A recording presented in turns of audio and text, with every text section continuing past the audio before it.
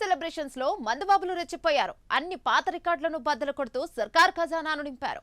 అంతేకాదు అరుదైన రికార్డులను తెలంగాణ, ఆంధ్రప్రదేశ్ తో పాటు హైదరాబాద్ మందుబాబులు నెలకొల్పి ఇక అందరినీ ఆశ్చర్యానికి గురిచేశారు. ఒక్క హైదరాబాద్ లోని 31st నైట్ తో పాటు న్యూ ఇయర్ రోజున జరిగిన మద్యం అమ్మకాలు అన్ని రికార్డులను బద్దలు కొడుతూ సరికొత్త రికార్డును సృష్టించాయి. హైదరాబాద్ హిస్టరీలోనే ఫస్ట్ టైం 2025 డిసెంబర్లో 5,000 కోట్లకు పైగా మద్యం విక్రయాలు జరిగాయి. ఇక న్యూ ఇయర్ సందర్భంగా 2 రోజుల్లో దాదాపు 750 లిక్కర్ సేల్స్ జరిగినట్లు ఎక్సైజ్ శాఖ అధికారులు చెప్తున్నారు. ఇక దీంతో ఈ సరికొత్త రికార్డు 2023 డిసెంబర్లో నమోదైన 4,300 కోట్ల రికార్డును బ్రేక్ చేసింది. దేశవ్యాప్తంగా 5.100 కోట్ల మద్యం ఓన్లీ డిసెంబర్లో నెలలో విక్రయమైంది. అయితే ఏపీలో కూడా మందుబాబులు తమ తడాకాను చూపించారు. డిసెంబర్ 31, 2025న ఒక్క రోజులోనే 172 కోట్ల విలువైన మద్యాన్ని తాగేశారు. దీంతో 2 తెలుగు రాష్ట్రాల ఖజానాలు కిక్కురాయిళ్లు కారణంగా గలగలమంటున్నాయి.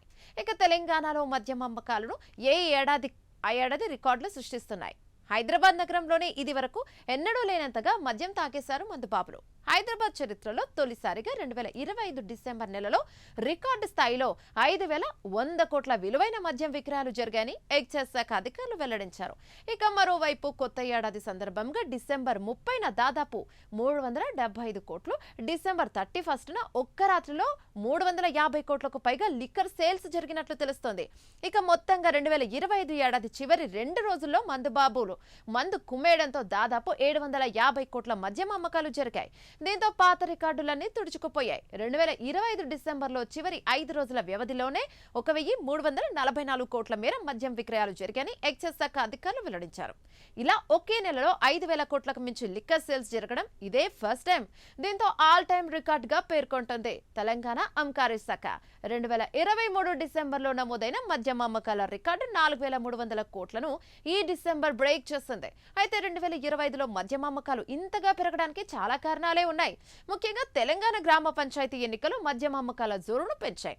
దానికి న్యూ ఇయర్ వేడుకలు కూడా తోడయ్యాయి. అంతేకాకుండా కొత్త సంవత్సరం వేడుకల సందర్భంగా కొత్తగా ఏర్పాటైన మద్యం షాపులో అనేక రకాల మద్యం బ్రాండ్లు, ఫ్లేవర్లు అందుబాటులో ఉంచారట.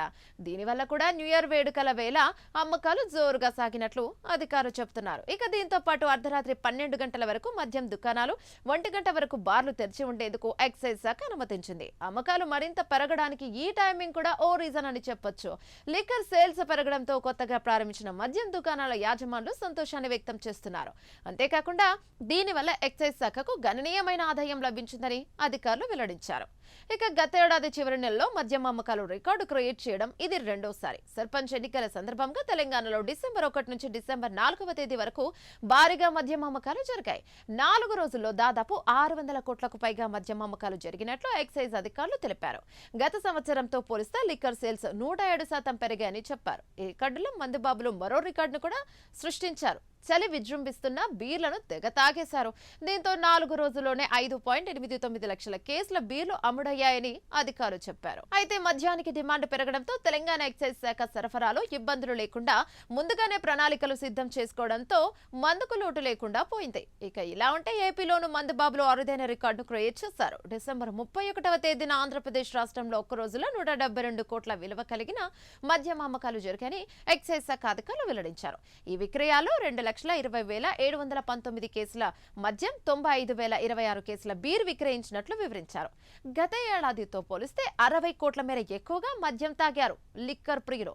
ఇక గత సంవత్సరం డిసెంబర్ 31వ తేదీన 112 కోట్ల రూపాయల మద్యం మాత్రమే విక్రయించారు.